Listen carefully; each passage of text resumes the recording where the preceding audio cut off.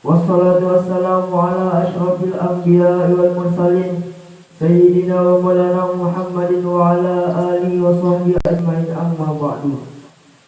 Pertama-tama, marilah kita panjatkan rasa syukur kita kepada Allah Subhanahu wa taala yang telah memberikan kita berbagai macam nikmat, di antaranya nikmat iman, Islam, kesehatan dan kesempatan, sehingga kita bisa berkumpul di tempat yang insyaallah berkah ini.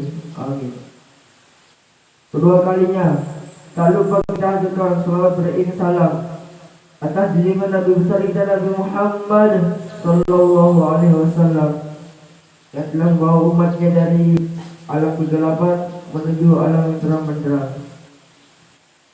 Yang saya hormati Dewan Asatidz Al-Ustadz Idnan, yang saya hormati Al-Ustadz Dedi, yang saya hormati rekan-rekan, yang saya hormati Al-Ustadz Ahmad Nur Hidayah dan abang-abang mudakir dan santri dan para santri yang seperjuangan dengan saya.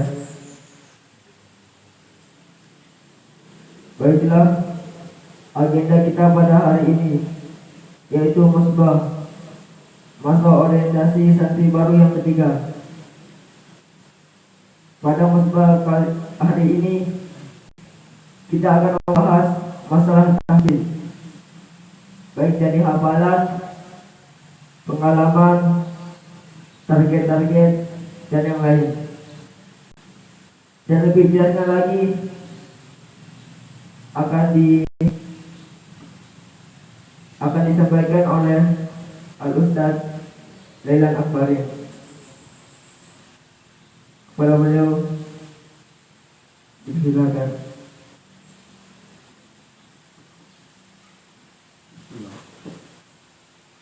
Assalamualaikum warahmatullahi ta'ala wabarakatuh. Jangan ada tidur, ya. Sekali lagi, semangat. Assalamualaikum warahmatullahi ta'ala wabarakatuh.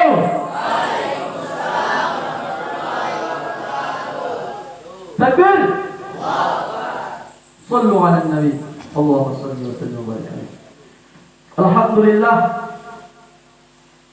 Alhamdulillah Rabbil Alamin. Alhamdulillahilladzi hadana ila siratal mustaqim. Alhamdulillahilladzi ja'ala ummata Muhammadin khairul umam ukhrijat lin-nas. Wassalatu wassalamu ala man qala man arada ad-dunya fa'alayhi bil 'ilmi wa man arada al-akhirah fa'alayhi bil 'ilmi wa man aradahuma fa'alayhi bil 'ilmi. Tiada hentinya kita bersyukur pada Allah Subhanahu wa taala sampai saat sekarang ini, sampai detik ini kita masih diberikan kesempatan, kita masih diberikan kesehatan, sehingga dengan kesempatan itu, dengan kesehatan itu kita bisa hadir di tempat yang sangat mulia ini, insyaallah. Amin ya rabbal. Setiap detik pasti ada orang meninggal. Setiap detik pasti ada orang yang lahir. Setiap detik pasti ada orang yang sakit. Setiap detik pasti ada orang yang sehat. Alhamdulillah kita semua di sini kita masih diberikan kesehatan. Kita masih diberikan hidup. Untuk apa Allah berikan itu semua? Jawabannya cuma satu. Kita terlalu berdosa, kemudian kita diberikan waktu untuk bertobat. Alhamdulillah. Al-insan makhlul khata' wal. Kita selalu berdosa. Yang dikatakan Ustaz Dedi benar. Subhanallah. Kita merasa tidak bersalah itu sudah salah. Ya?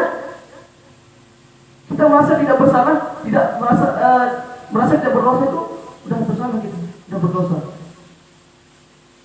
Yang kedua kalinya kita kirimkan salawat dan keselamatan yang sempurna kepada junjungan kita, sang juru penyelamat kita, sang pemberi syafaat kelak di yaumil qiyamah, yakni Nabi Muhammad sallallahu alaihi wasallam.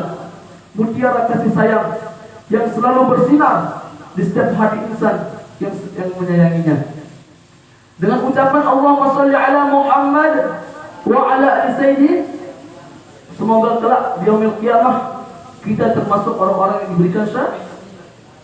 Diberikan syafaat. Amin ya rabbal takbir.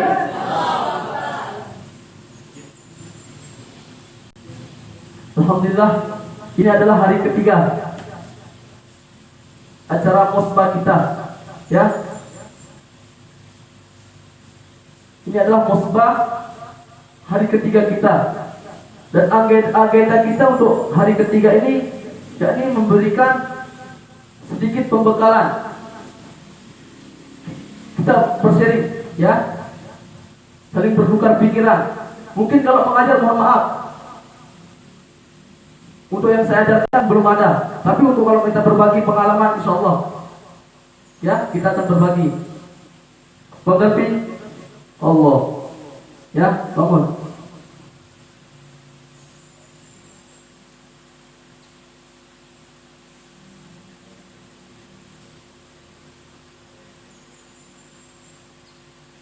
Kata Nabi, kun aliman.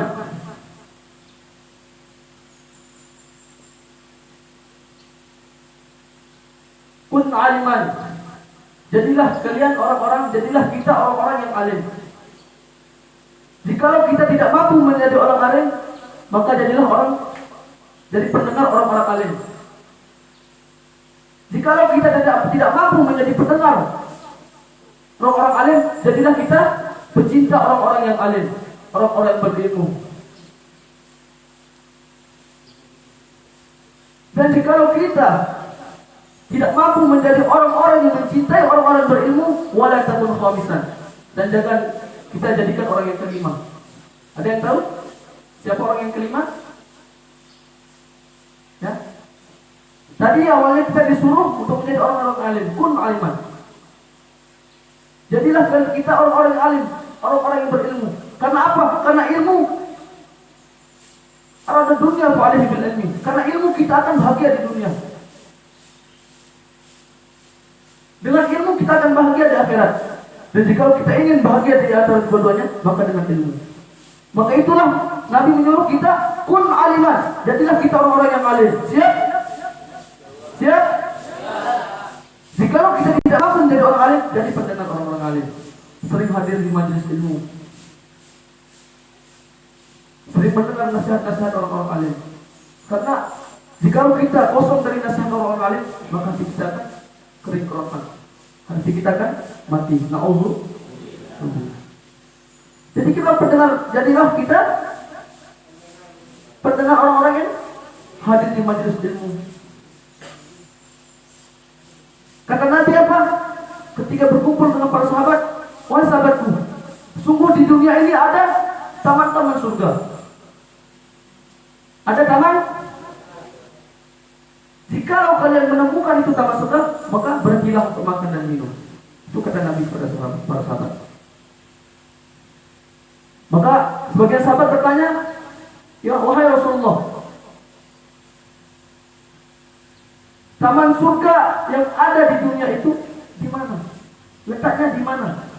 Apa itu taman surga yang ada di dunia? Ya. Maka apa kata Rasulullah? Taman surga yang ada di dunia itu yakni majelis-majelis ilmu, termasuk pondok pesantren. Subhanallah. Jikalau kalian menemukan itu, kata Nabi, berhenti untuk makan dan minum. Hadir di majelis ilmu, minimal kita dapat satu nasihat. Yang dimana nasihat itu bisa membersihkan kotoran-kotoran, bisa menyingkirkan kotoran-kotoran yang ada di hati kita. Amin ya rabbal. Ketiga, jikalau kita tidak mampu menjadi pendengar orang-orang alim, maka jadilah pencinta orang-orang alim. Karena seseorang akan dibangunkan, akan dibangkitkan dari kubur bersama orang-orang yang mereka cinta. Jikalau kita cinta orang-orang alim, insyaallah biiznillah kita akan dibangkitkan. Amin ya rabbal. Mau nggak kita? Ya? Jika kita cinta sama yang apa itu? Yang di Korea BTS apa? BTS itu ya K-pop apa itu? Ya? Kalau kita cinta ya kita dimakan sama mereka. Nauzubillah. Sungguh rugi kita. Jikalau kita tidak mampu menjadi pendengar orang-orang yang alim, maka wala takun khamisan. Jangan menjadi orang-orang yang kelima, yakni apa? Membenci orang-orang yang alim. Nauzubillah.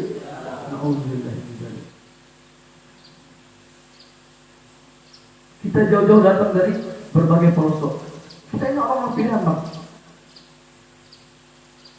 Kita ini orang-orang pilihan. Di antara banyak orang yang di Lombok, yang saat ini cuma 3 orang terpilih. Alhamdulillah, saya mengimam aja. Untuk apa? Untuk hadir di situ untuk menuntut ilmunya Allah. Yang dari Jakarta, yang dari Riau, yang merasa Riau itu orang-orang terpilih di antara orang-orang Riau semua. Kenapa? Mereka dipilih oleh Allah untuk ada di sini untuk menuntut ilmu. Alhamdulillah, ya. Terutama ilmu Al-Quran, sumber ilmu. Nah, jika kita berbicara masalah hafiz Al-Quran, siapa sih yang mau? Ya, siapa tidak beringinan untuk menjadi seorang hafiz? Pasti di antara kita mau menjadi seorang hafiz Al-Quran.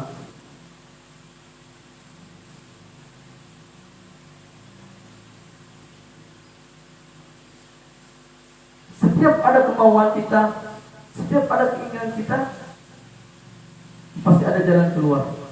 Kita ingin menjadi hafiz Al-Quran, Allah berikan jalan. Allah tunjukkan jalannya, tinggal kita yang menjalani.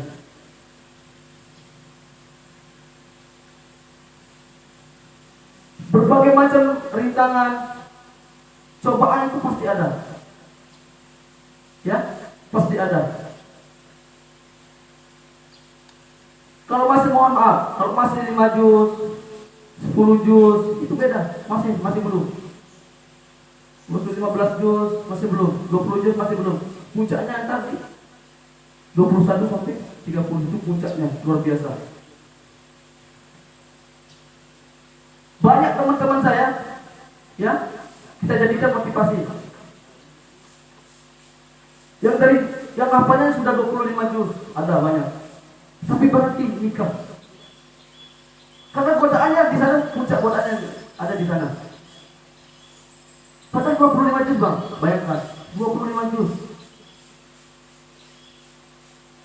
Benar kata guru saya, besok kalau sudah mendapatkan hafalan 20 juz, hati-hati, kuatkan iman.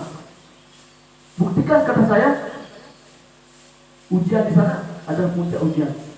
Terutama hati-hati dengan perempuan kita. Hati-hati dengan perempuan, ya. Saya punya teman sekitar berapa orang? Sekitar 5 orang lebih. Apalagi sudah 25 di atas semua. 5-5-nya berhenti semua.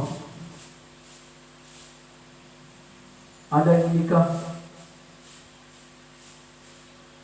Pokoknya masalah cewek, masalah wanita.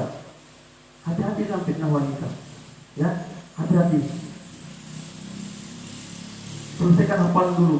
Kalau yang sudah selesai mau nikah silakan. Kalau mau nikah, nggak apa-apa. Itu aja. Ya. Amin ya Rabbal.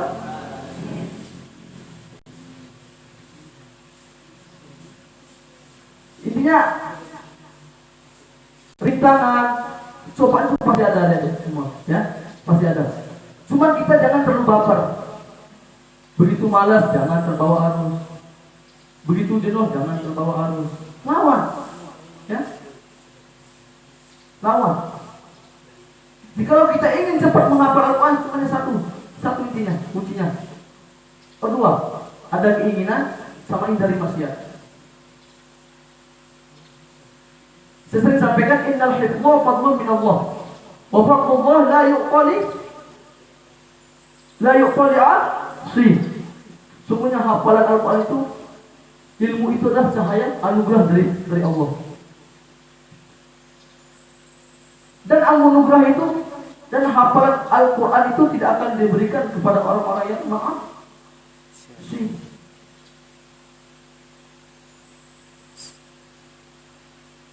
Kita bukan hanya sekedar menghafal. Kita berusaha semaksimal mungkin untuk apa? Untuk mengamalkan apa yang kita hafal. Itulah yang dimaksud, ya. Al-ilmu bila amalin kasyajari bila samari. Jika ilmu, kita punya ilmu lalu kita tidak mengamalkan, maka sama seperti pohon tanpa buah. Kita lihat pada pohon tanpa buah, ya, cuma jadi sampai disapu, nah, besok disapu lagi, ya, nggak ada buah. Buahnya ini untuk orang lain, untuk manfaat untuk orang lain. Jangan kita menjadi penghafal Quran, jangan kita jadi hafiz Al-Quran untuk diri kita sendiri. Nauzubillah. Ya. Kuntum khairu ummatin ukhrijat lin-nas. Ta'muruna bil ma'ruf wa tanhauna 'anil munkar. Kita adalah, kata Allah, kalian adalah, Muhammad itu adalah sebaik-baik umat. Dari umat Nabi Adam sampai umat Nabi Isa itu tidak ada apa-apanya dibandingkan umat kemuliaan dari umat daripada umat Nabi Muhammad. Alhamdulillah. Kuntum khairu ummatin ukhrijat lin-nas. Kalian adalah, kita adalah sebaik-baik umat. Lalu kita dikatakan sebaik-baik umat, tapi banyak yang masih ada dan banyak yang ini. Nauzubillah. Kapan kita dikatakan sebaik-baik umat? Kuntum khairu ummatin. Kapan kita dikatakan sebaik-baik umat? Subhanallah. Tapi rehat, ayo bangun. Kapan kita dikatakan sebaik-baik umat? Siapa tahu jawabannya? Kuntum khairu ummatin ukhrijat lin-nas. Aduh. Siapa tahu? Kapan kita dikatakan sebaik-baik umat? Bang Hafiz? Silakan. Ayo maju bang. Allah. Apa Hafiz? Kapan kita dikatakan sebaik-baik umat? Berdiri bang. Berdiri bang. Berdiri bang. Berdiri bang. Perhatikan pertanyaan saya. Kuntum khairu ummah. Ya. Kapan kita dikatakan sebagai umat? Jawab bang. Ta'muruna bil ma'ruf wa tanhauna 'anil munkar. Ukhrijat lin-nas. Kita dikatakan sebagai umat apabila kita bisa keluar kepada manusia lalu kita ta'muruna bil ma'ruf wa tanhauna 'anil munkar. Itulah umat terbaik. Baru kita dikatakan umat terbaik. Jika kita ingin menjadi umat terbaik, maka ta'muruna bil ma'ruf wa tanhauna 'anil munkar. Sebelum, jangan sok-sokan keluar. Jangan sok-sokan keluar. Ya, kalau tidak ada pembekalan. Makanya tujuan kita datang ke sini untuk apa? Untuk mencari bekal untuk keluar ta'muruna bil ma'ruf. Ya. Kita belajar Al-Quran. Kita belajar memahami Al-Quran. Untuk apa? Saya katakan tadi, jangan jadi hafiz Al-Quran untuk diri kita sendiri. Kita hafal Al-Quran untuk apa? Ukhrijat lin-nas. Kita keluar pada keluarga kita, orang tua kita, saudara-saudari kita, teman-teman kita, paman diri kita, kampung halaman kita. Untuk apa? Ta'muruna bil ma'ruf. Ya.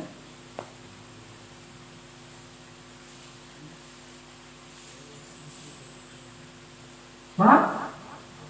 Nah, maka semangat ya. Ingat, ujian kita banyak, cobaan kita banyak, tapi jangan terlalu baper. Ya, ujian tidak akan lama. Ya, terus semangat. Di sini saya akan menyampaikan pertama ini secara garis besarnya, ya, secara garis besarnya. Ntar akan diperdetail di halaman masing-masing, ya. Masalah aturan target pondok, baik yang dari santri baru, yang angkatan saya, angkatan ini, Bang Akbar, dan seterusnya. Perhatikan semua. Ini secara garis besar ya. Ntar diperdetail di halaman masing-masing sama ustaz kita. Jangan ada yang tidur, apa perhatikan nih. Perhatikan.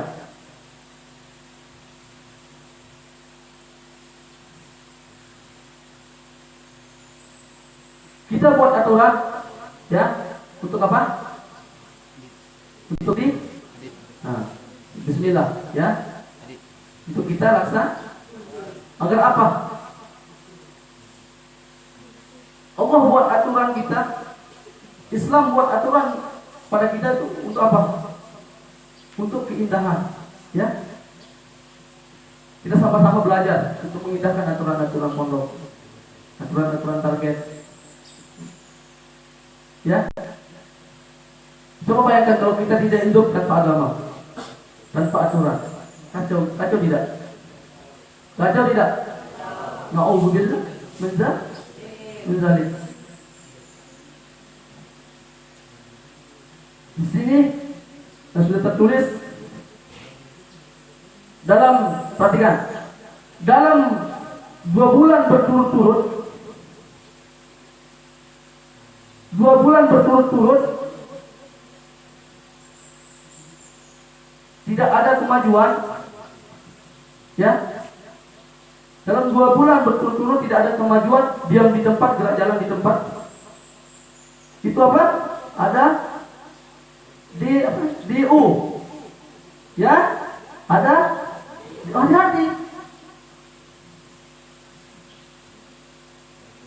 Dalam 2 bulan berturut-turut tidak ada kemajuan, maksudnya hafalan diam di tempat. Sekarang bulan 7, Agustus, September, yang awalnya Juli, juz 5, misal. Besok 2 bulan kemudian masih juz 5, siap. D apa tadi? Drop out. Na'udzubillah. Kemudian target per bulan kita. Target per bulan. Itu berapa? Berapa? 20 halaman. Atau 1 juz. Ini target pondok, ya. Target pondok. Berarti 1 hari itu 1 halaman. Benar ya? Salah. 1 hari 1 halaman itu target pondok.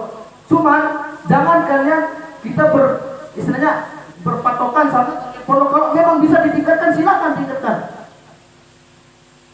Ya, silakan tingkatkan. Kalau ada yang bisa 1 lembar, 2 halaman dan seterusnya, silakan. Terus husnuzon sama Allah. Mungkin hari ini bisa 1 halaman. Saya masih diberikan 1 halaman 1 hari. Mungkin Allah berikan saya lebih. Coba. Kalau bisa 1 lembar. Subhanallah, saya dikasih 1 lembar 1 hari. Mungkin Allah berikan saya lebih.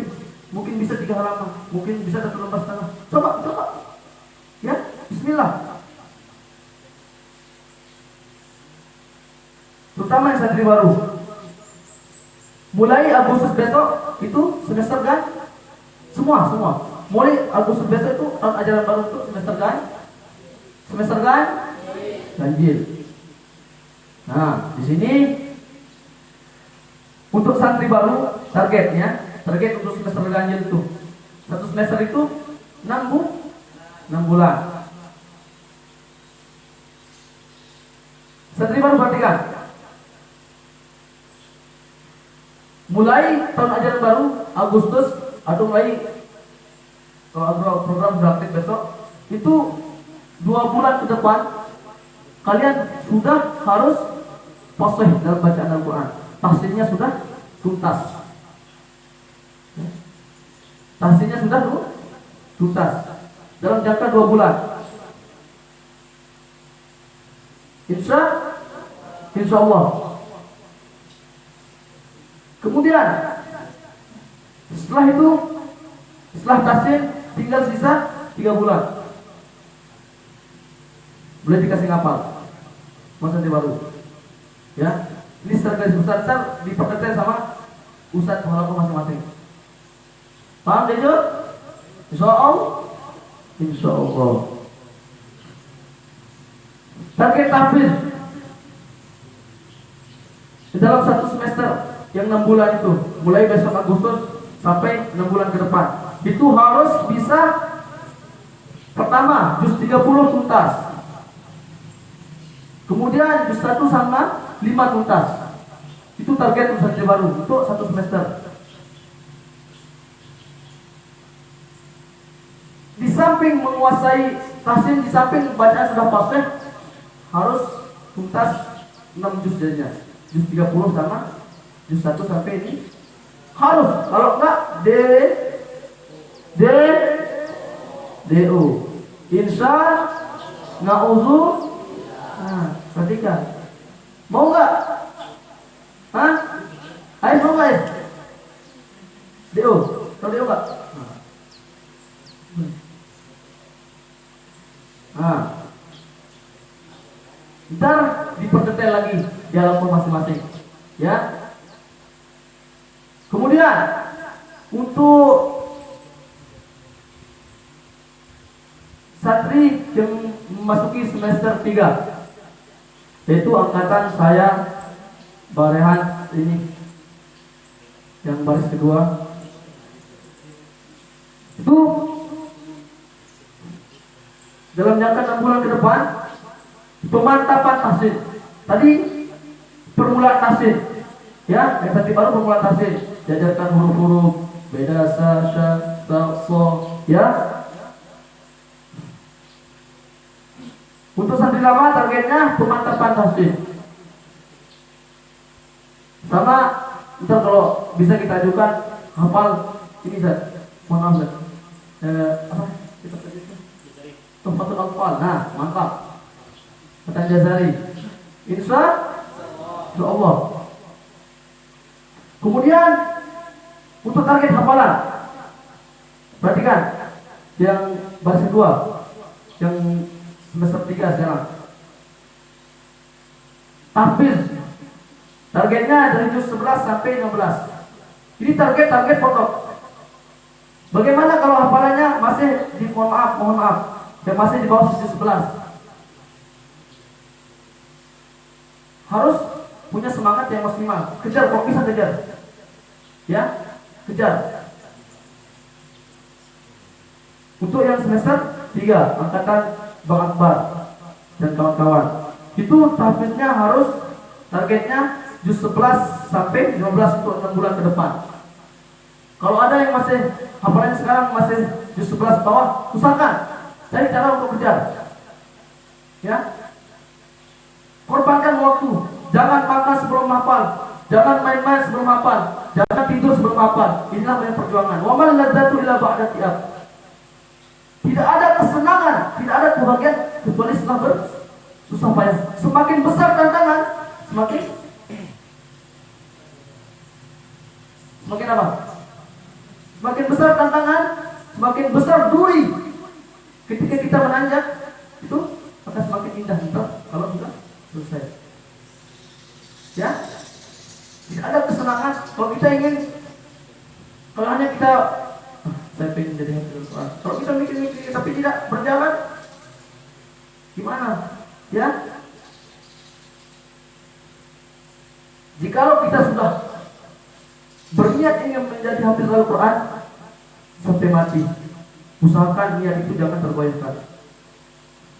Ya. Fa idza azamta fatawakkal 'ala Allah. Jika tekad kita sudah bulat, lalu kita berusaha, lalu fatawakkal 'ala Allah, maka bertawakal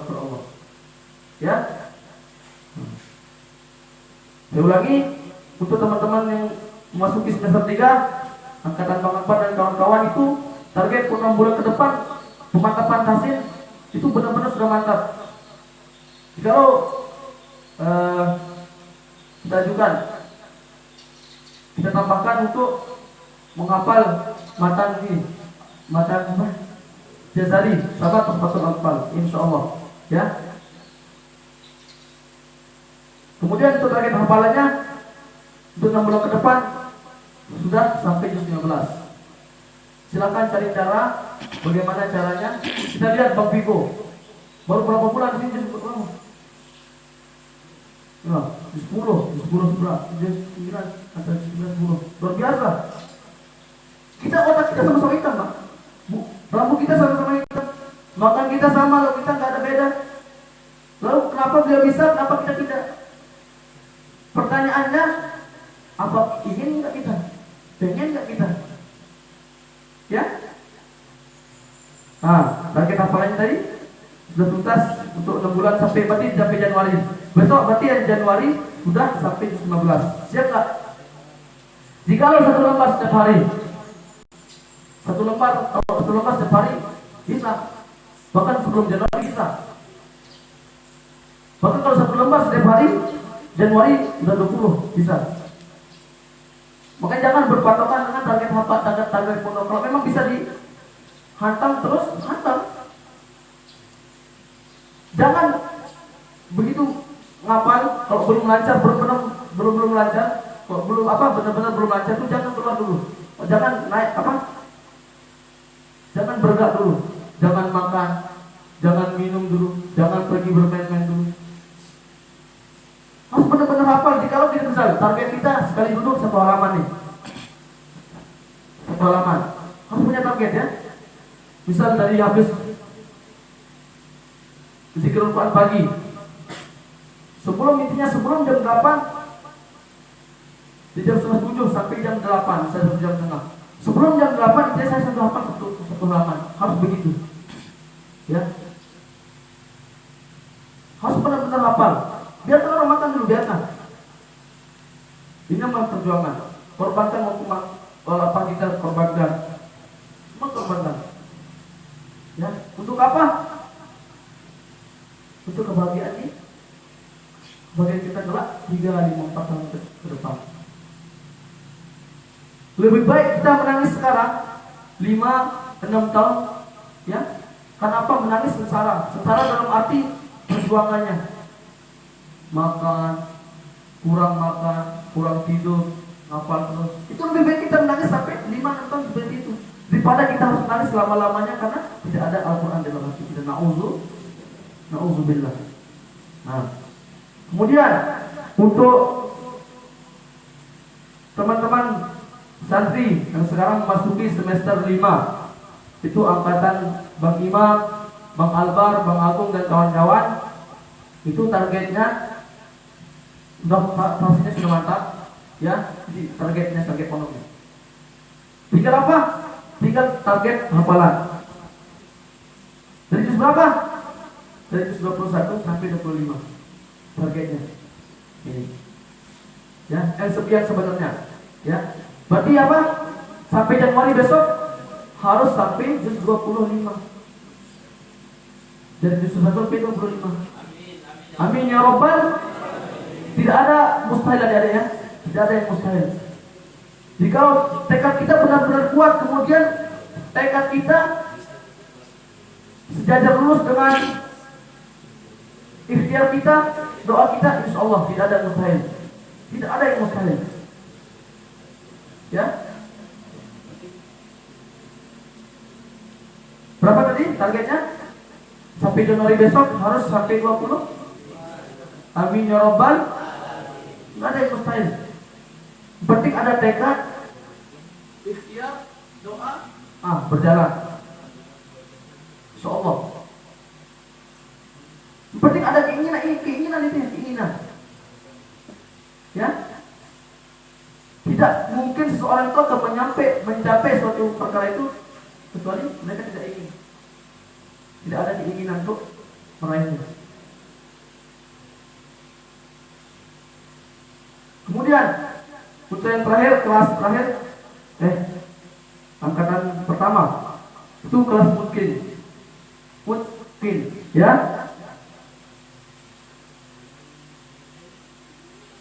Seharusnya tidak menutup kemungkinan yang angkatan pertama kalau memang benar-benar bersungguh-sungguh bisa, ya.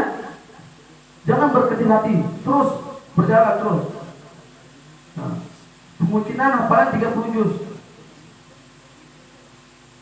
Ini kan semester ganjil nih, semester untuk berarti untuk angkatan pertama itu, untuk angkatan pertama untuk dari Agustus besok sampai Januari itu 25 sampai 30. Ya, yang tadi angkatannya Bang Albar ini untuk semester ganjil untuk 6 bulan ini. Di Agustus sampai Januari itu harus targetnya 21 sampai 25. Ini kita hitung semester ganjil dulu nih. Berarti yang semester ganjil untuk angkatan pertama, semester ganjil untuk angkatan pertama itu dari Agustus besok sampai Januari 25 sampai 30. Ya. Setelah itu baru murojaah, cari tambah kewirausahaan, jadi petani, pengusaha. Kamu masa jadi petani kan? Masya Allah. Ya, petani menghafalkan jarang saja.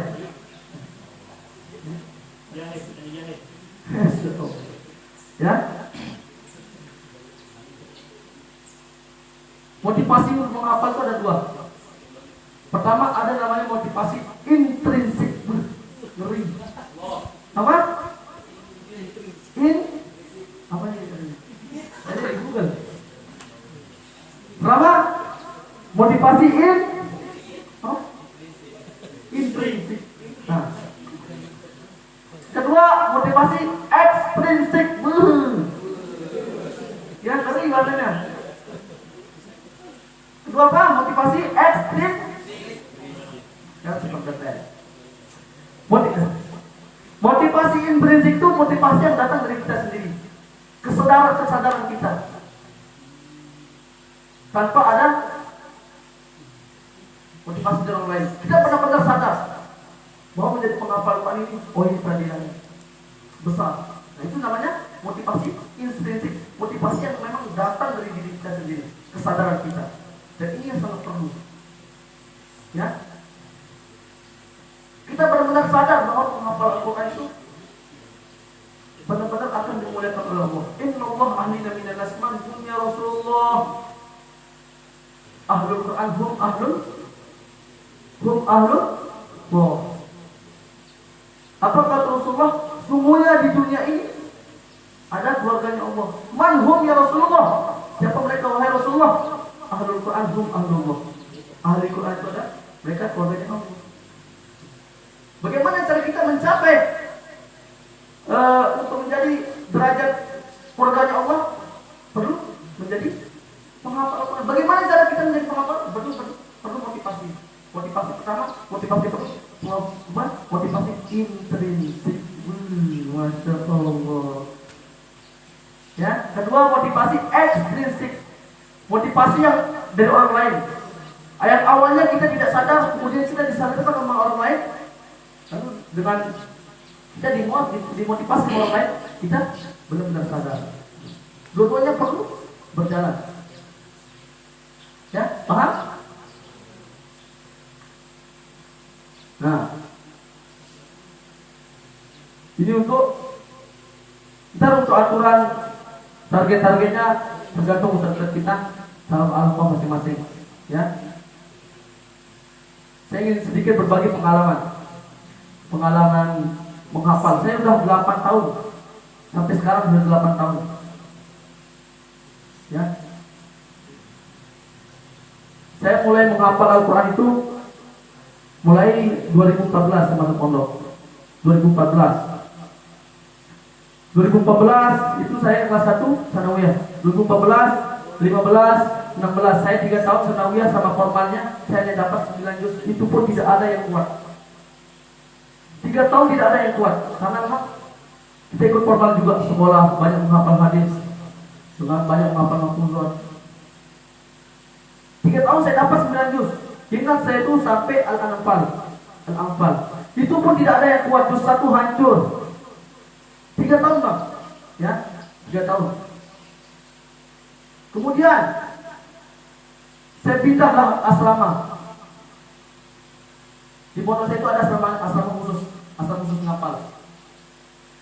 Namanya Riyadul Hufaz. Itu langsung dipegang sama pimpinan. Itu tidak sekolah, tidak ikut teman. Ngaji itu seperti ini, pas, mantap seperti ini.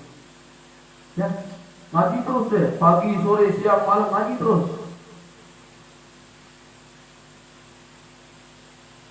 Saya ingat pesan orang tua saya.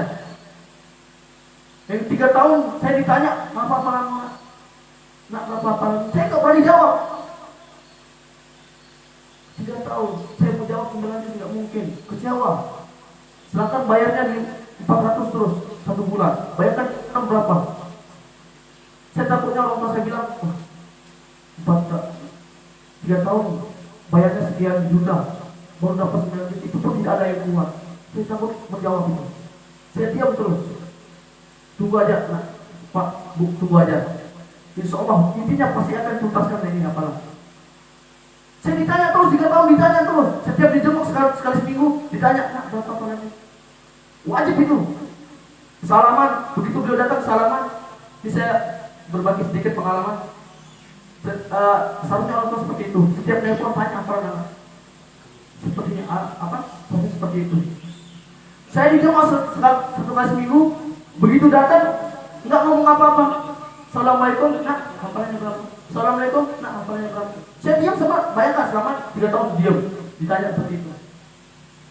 Nggak pernah dijawab apa-apa. Baru turun dari mobil, beliau mau salaman, nah, hafalnya berapa? Yang kuat yang berapa? Saya ditanya seperti itu terus. Sampai 3 tahun. Akhirnya pas 3 tahun, pas saya mau masuk kelas 3 itu selesai ujian, libur, hanya beliau nangis. Mau berusaha sama orang tua saya mau berusaha sama saya. Mohon Albin, ya. Saya jawab 9 juz kurang, beliau nangisnya luar biasa. Nangis luar biasa.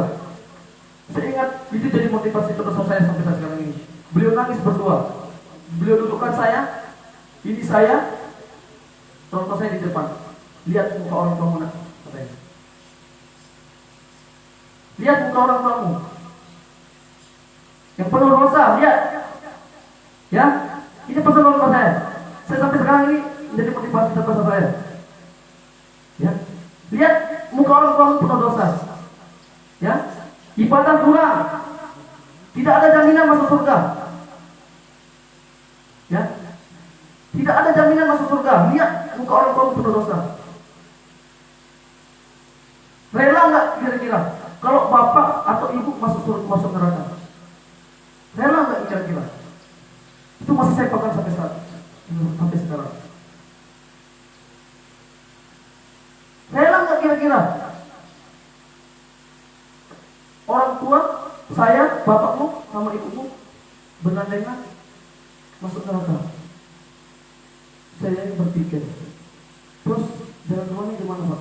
Bu, saya tidak mau tahu. 1 tahun kamu harus selesai 30 juz. Saya mohon, saya mohon yang sangat bantu bapakmu, ibumu yang tidak ada amal di dunia ini, yang jauh dari agama, yang tidak ada jaminan masuk surga. Cuma kamu ada satu surga sama saudara-saudaramu, sama kakak saya, adik saya dikumpulkan. Seperti itu. Saya mikir. Saya masuklah satu SMA itu, satu aliyah itu, saya pindah ke asrama yang khusus tahfiz. Saya ambil asrama yang khusus ngaji. Karena itu motivasi terbesar saya pegang terus. Jikalau saya malas, saya kalau ke pondok itu wajib itu bawa baju orang tua saya, handuk orang tua saya, surban orang tua saya itu saya bawa. Jikalau saya malas, ya Allah, saya ingin bahagiakan orang yang punya ini. Termasuk maaf yang handuk kecil yang saya sering bawa. Itu kalau saya malas, bahkan saya pakai sejadah saya. Bahkan di akhir sudut saya, apa kata Nabi? Allahumma ya'kulul abdi bahwa dekat-dekat seorang hamba dengan Tuhannya ketika dalam keadaan bersujud. Saya sering pakai itu bersujud. Nanti atas diri saya berdoa. Bagaimana supaya Allah benar-benar jadikan kita penghafal Quran yang sejati. Dan dengan derajat penghafal Quran sejati itu kita bisa menggandeng orang tua kita, keluarga kita menuju ke surga sesuai janji Nabi, menuju ke surga. Kita memakai jubah orang tua kita. Itu pesan Allah saya itu sampai saat sekarang saya masih pernah. Dan saya berdoa sama Allah supaya yang saya pegang ini tidak akan terlepaskan, terus bersama Al-Quran terus sampai akhir hayat saya. Akhirnya saya pindah kelas 1 SMA, saya pindah ke asrama yang khusus mengaji. Dan alhamdulillah, saya selesai 8 bulan. Pulang setor dari juz 1 sampai 30. Yang tadi awalnya saya dapat 9 juz, tidak ada yang kuat. Belum di libur untuk ujian berapa bulan. Saya tidak pernah ngaji di rumah. Hanya karena kegigihan saya ingin benar-benar buktikan pada orang saya seperti menghafal ulang. Nah, di juz 1 saya setor sampai juz 30 hanya 8 bulan. Sampai alhamdulillah saya dimasukkan Quran. Saya sering kabur pondok, sering melawan sama Ustaz dulu, karena sering dipukul. Sekali orang di sana melakukan semua, Quran sebesar Quran. Sekali nggak kapal ini 50, kaki 50. Saya sering dipukul, saya melawan, saya kabur. Itu aja kerjaan saya, melawan, dipukul, melawan. Tapi alhamdulillah, saya sadar. Tapi ada masuk Quran. Mungkin teman-teman ada yang pernah lihat. Judulnya pernah kabur berkali-kali, pernah mau kabur dari pondok, sekarang hafal 30 juz. Walaupun sebenarnya derajat 30 juz belum, masih jauh sama daripada saya. Ya. Itulah motivasi saya. Di mana saya lagi malas, saya lihat hafal Al-Quran 30 juz. Kira-kira cocok nggak tulisan ini sama pribadi saya? Bisa jadi orang bilang, oh dia menghafal Al-Quran 30 juz. Bisa jadi, tapi kita tidak akan pernah bisa berbohong sama diri kita sendiri. Tidak akan pernah bisa berbohong sama diri kita sendiri. Yang tahu tentang hafalan kita, diri kita sendiri. Mungkin ada tulisan kita terkenal 30 juz, tapi ingat ya, kita tidak akan pernah bisa berbohong sama diri kita sendiri. Yang tahu keadaan hafalan kita, diri kita sendiri. Ya. Bukan hanya sampai menghafal setor 30 juz, bukan sampai sana, ya, dari sekalian, bukan sampai di sana. Bahkan itu gerbang utama kita. Gerbang utama kita untuk menjadi penghafal Quran sejati. Bukan setoran sampai 30 juz, di 30, di juz 1 sampai 30, bukan sampai di sana. Begitu selesai setoran, tenang-tenang, enak-enak, bukan. Ya. Bahkan setelah itu punya kesungguhan 2 kali lipat, bahkan seterusnya beratus lipat untuk murojaah. Untuk apa? Untuk murojaah sampai mati, insya Allah. Intinya minta doa orang tua, ya. Kalau benar-benar sayang sama orang tua, benar-benar perhatian sama orang tua, kita tidak ingin orang tua kita masuk neraka. Mari semangat, tuntaskan 30 juz. Apapun rintangan, bodo amat, harus selesai 30 juz, ya. Paham? Jikalau setiap telepon minta doa, karena doa ibu itu